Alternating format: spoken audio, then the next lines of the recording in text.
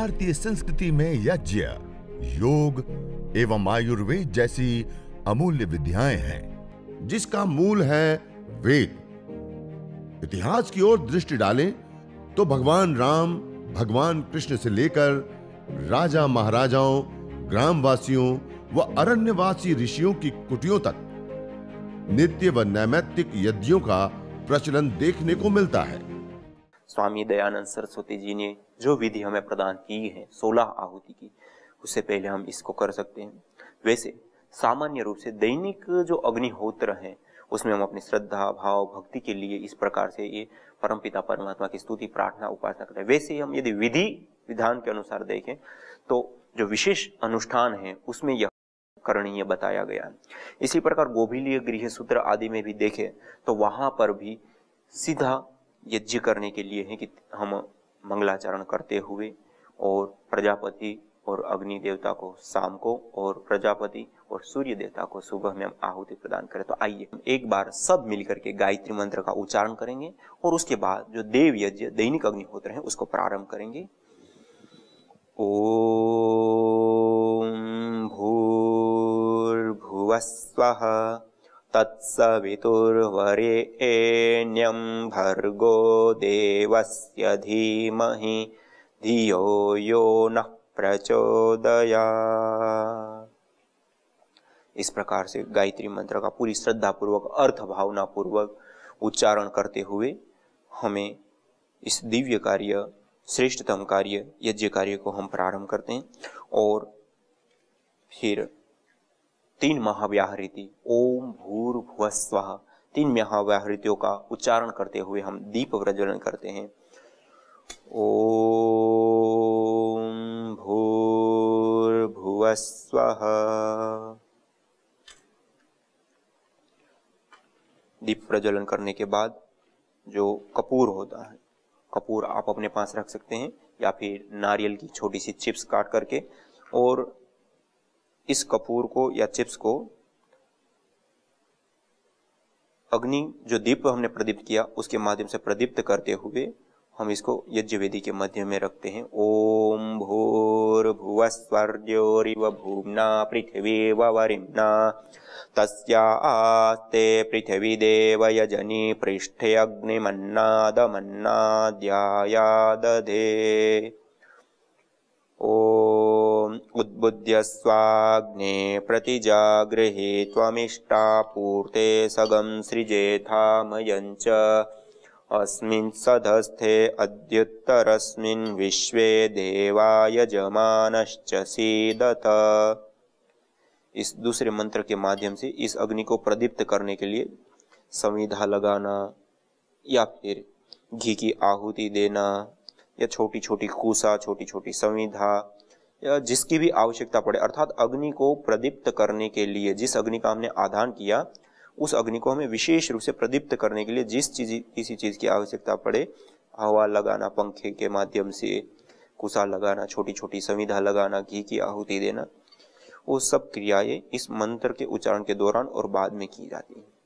इसके माध्यम से इसके बाद हम 3 संविधाओं को लेकर के हम संविधा दान करते हैं कि 4-4 उंगल की छोटी छोटी संविधाओं को लेकर के घृत से उसको सिंचित कर देते हैं, और घृत से सिंचित करने के बाद और प्रणाम मुद्रा में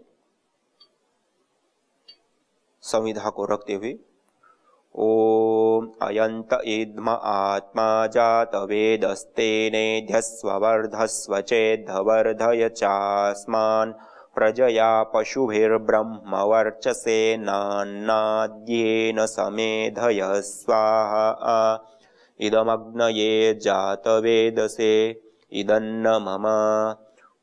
इस प्रकार से घृत से संविधाओं को सिंचित करते हुए एक एक संविधा को, अब जैसे हम 3 संविधाएं प्रदान करते हैं और 4 मंत्रों का प्रयोग करते हैं, 4 मंत्रों का हम उच्चारण करते हैं, ये जो शास्त्र विधान है उसी के अनुसार हमें विशेष रूप से करना चाहिए। ओम समिधाग्निं दुवस्यत घृतेर्बोधयता तिथिं आस्मिन् हव्या जुहोतन सुसविद्धाय शोचिषे घृतं तीव्रं जुहोतन अग्नये जातवेदसे स्वाहा इदमग्नये जातवेदसे इदन्न मम ॐ तन्त्वा समिद्भिरङ्गिरो घृतेन वर्धयामसि बृहच्छोचाय विष्ठ्य स्वाहा इदमग्नये अङ्गिरसे इदन्न मम ॐ अयन्त इद्म आत्मा जातवेदस्तेनेध्यस्ववर्धस्व चेद्धवर्धय चास्मान् प्रजया पशुभिर्ब्रह्मवर्चसेनान्नाद्येन समेधय स्वाहा इदमग्नये जातवेदसे इदन्न मम।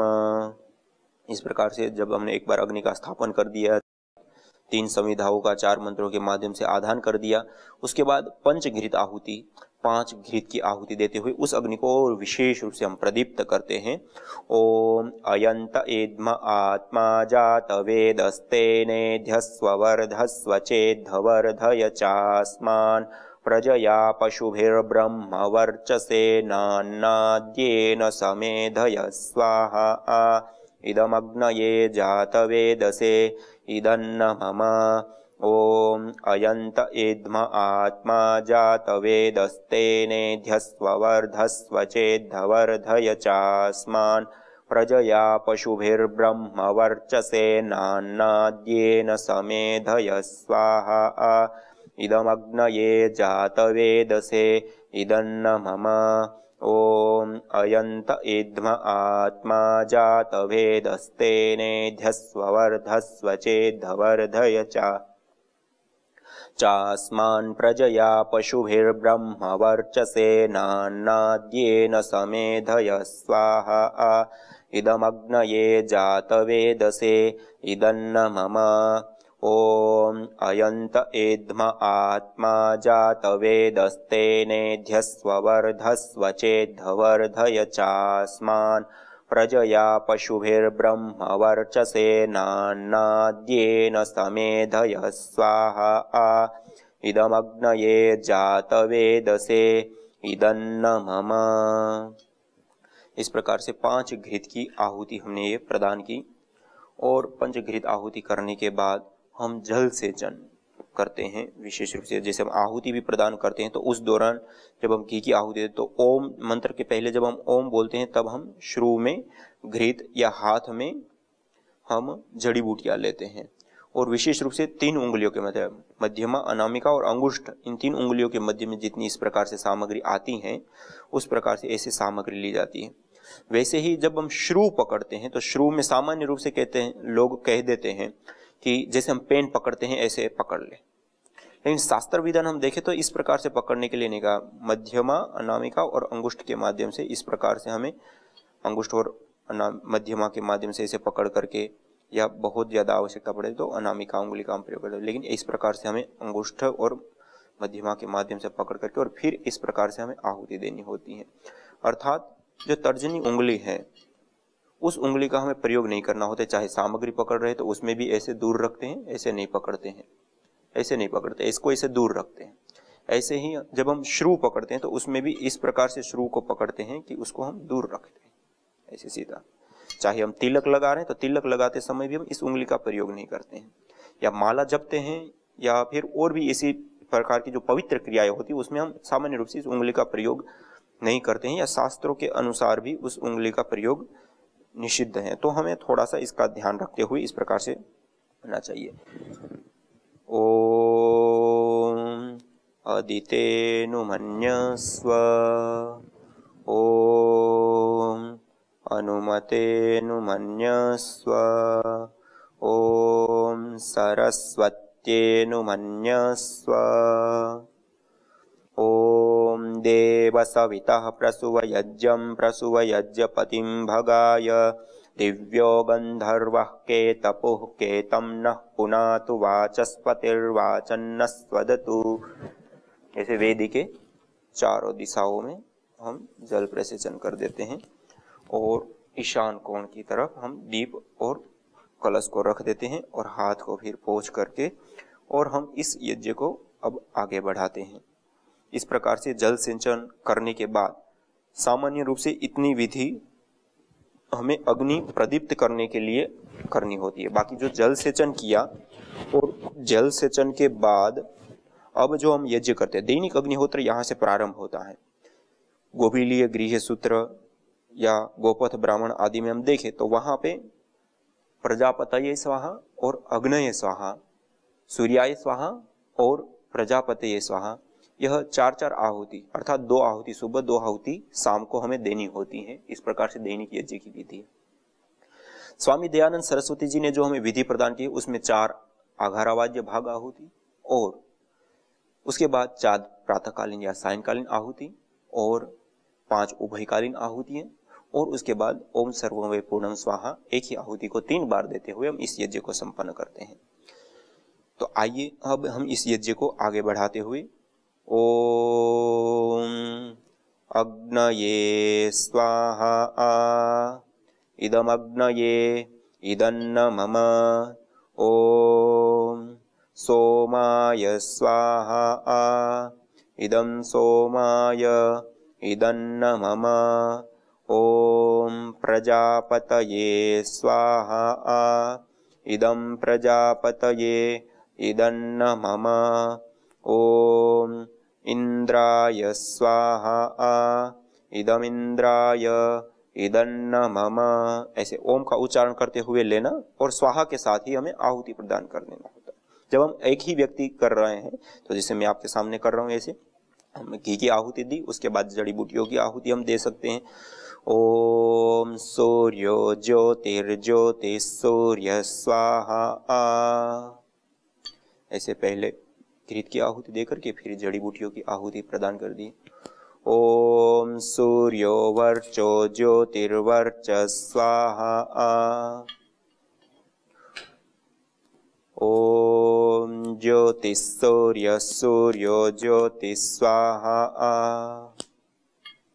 ओम सजुर्देवेन सवित्रा सजुर्वसुसेन्द्रवत्या जुषाणः सूर्यो वेतु स्वाहा।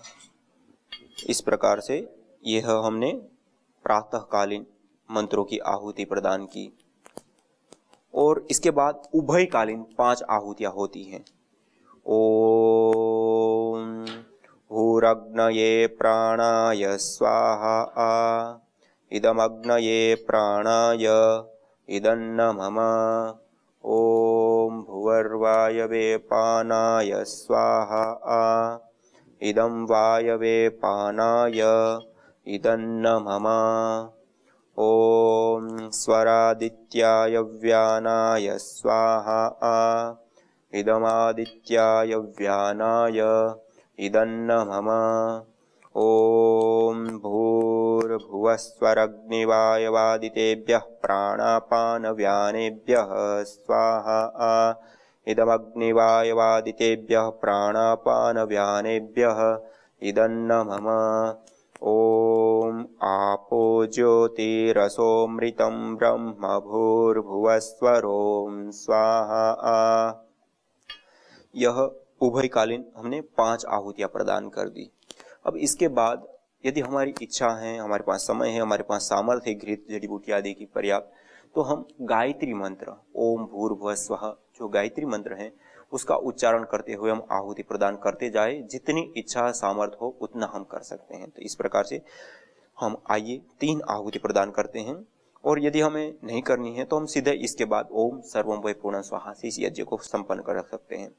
ओम भूर्भुवस्वः तत्सवितुर्वरेण्यं भर्गो देवस्य धीमहि धियो यो नः प्रचोदयात् स्वाहा ओम भूर्भुवस्वः तत्सवितुर्वरेण्यं भर्गो देवस्य धीमहि धियो यो नः प्रचोदयात् स्वाहा ओम भूर्भुवस्वः तत्सवितुर्वरेण्यं भर्गो देवस्य धीमहि धियो यो न प्रचोदयात् स्वाहा।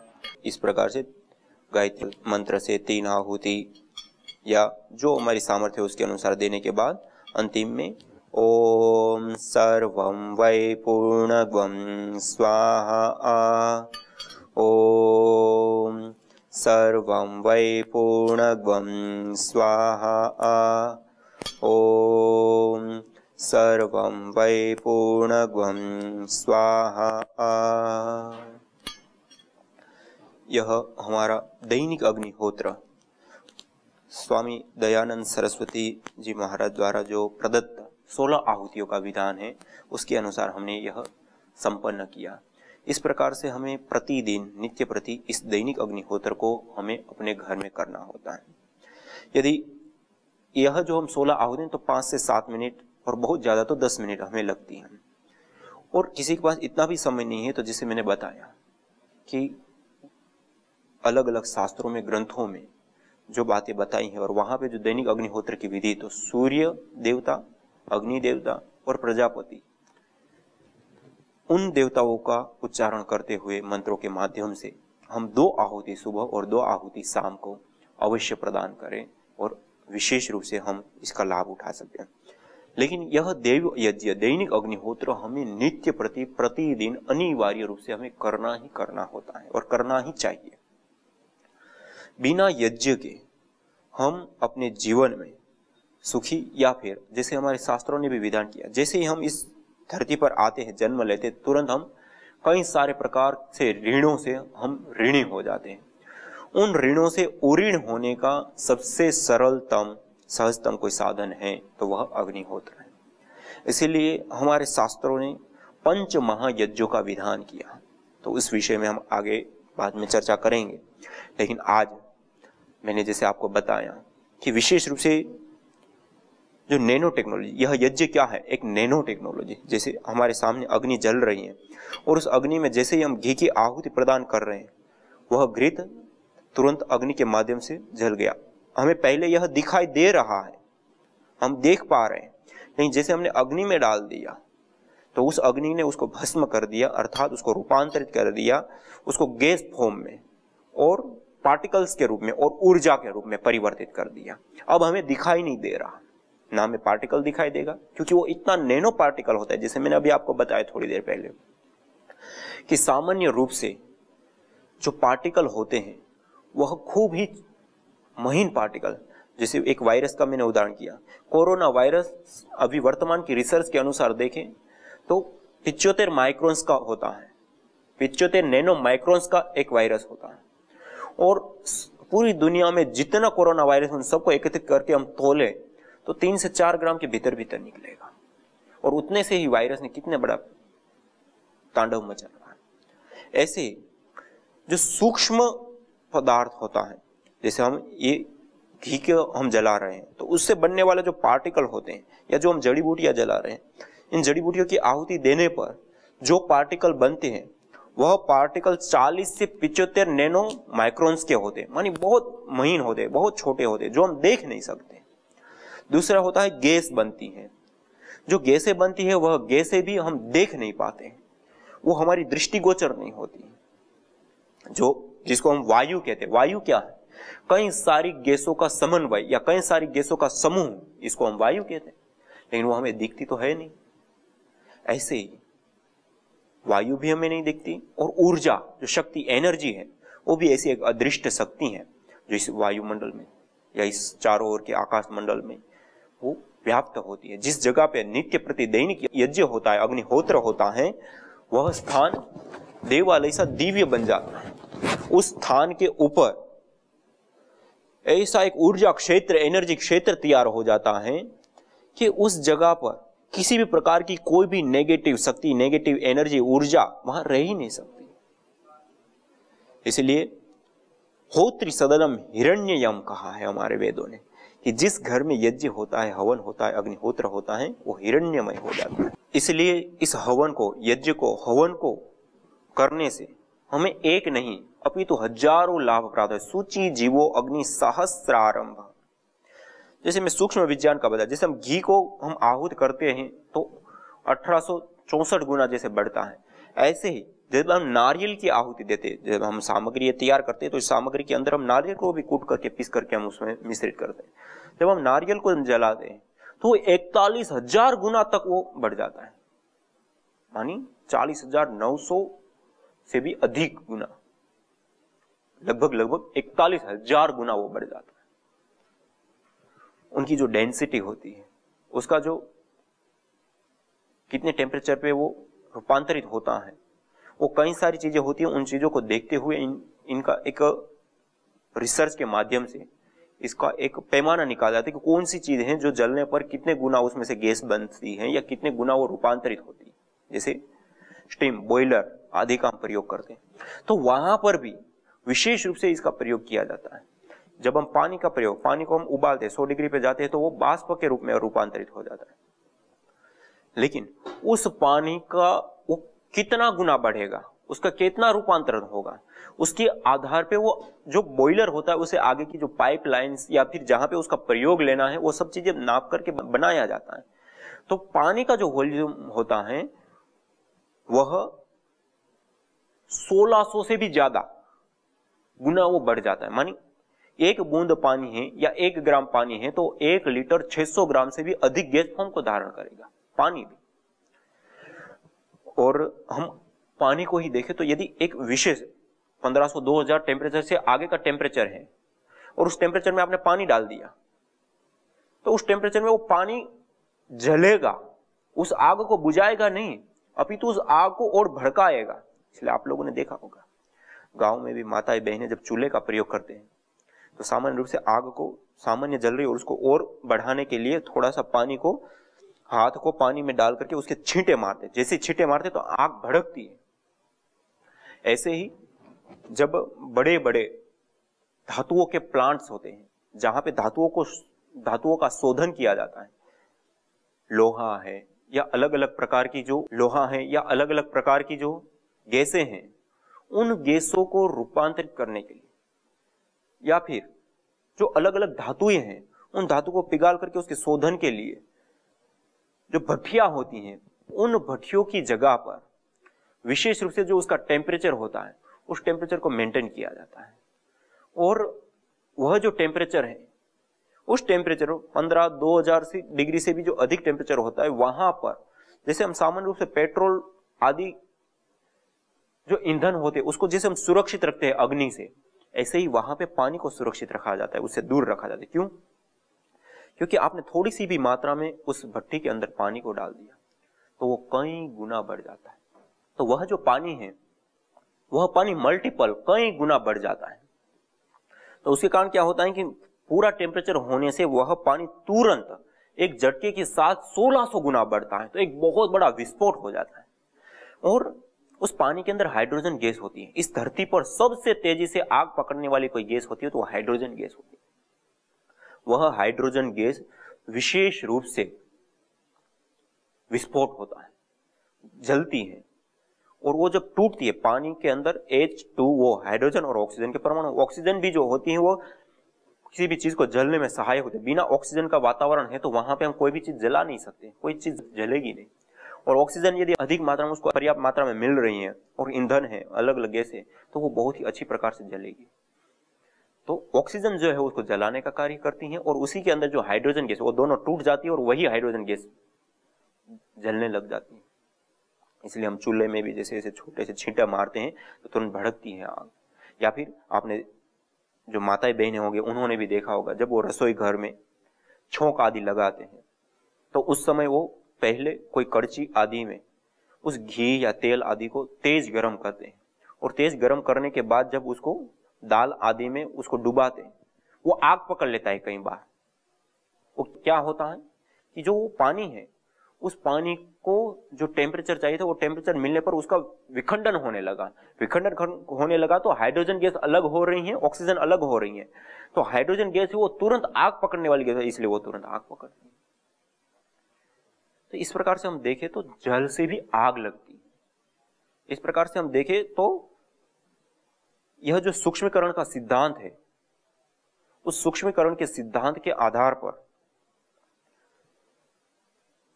जो घी का डेंसिटी होती है 0.904 होती है, और उसका जो टेम्परेचर होता है कितनी डिग्री पर वो पिघलेगा या रूपांतरित होगा, उन कई सारी चीजों को देखते हुए उसके सूक्ष्मीकरण का सिद्धांत को तय किया जाता है, और उतना गुना वो बढ़ता है। तो घी होता है वो 1884 गुना बढ़ जाता है, जैसे नारियल है तो वो 41,000 गुना बढ़ जाता है। इस प्रकार अलग अलग पदार्थों का अलग अलग रूप से बढ़ने का उसका रेशियो होता है, और जो पदार्थ जितना सूक्ष्म होता है उतना ही ज्यादा वह एनर्जी वाला होता है, उतना ही ज्यादा वो उपयोगी होता है। जैसे नैनो टेक्नोलॉजी के विषय में बता रहे, नैनो टेक्नोलॉजी क्या है? पदार्थ को छोटा करना, पदार्थ को हल्का करना, पदार्थ का ज्यादा प्रयोग लेना, उसकी मजबूती बढ़ जाती है, उसका टिकाऊपन बढ़ जाता है, हल्का हो जाता है, ये कई सारे उसके लाभ होते हैं। सामान्य रूप से हम देखें तो नैनो टेक्नोलॉजी के माध्यम से एक तो पदार्थ छोटा हो जाता है, दूसरा हल्का हो जाता है, तीसरा सस्ता हो जाता है। सस्ता इसलिए कि छोटा हो गया तो एक जगह से दूसरी जगह पे ले जाने में, दूसरा उसके अंदर जो रॉ मटेरियल का प्रयोग होता है वो कम हो गया।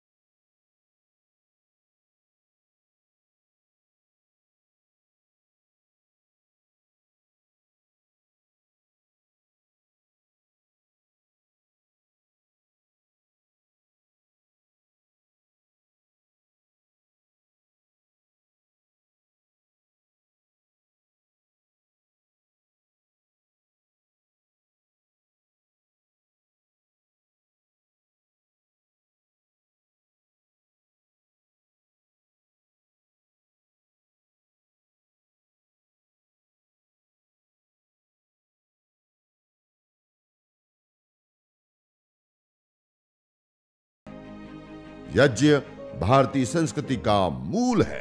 तो आइए हम संकल्प लें, संसार के श्रेष्ठतम कर्म यज्ञ को अपनाएं। पिंड और ब्रह्मांड में संतुलन कायम करने वाले यज्ञ को अपने जीवन का अभिन्न अंग बनाएं एवं प्रकृति मां के प्रति अपने ऋणों को अदा करें। विश्व स्वास्थ्य का एक नारा, यज्ञ से होगा जग उजियारा।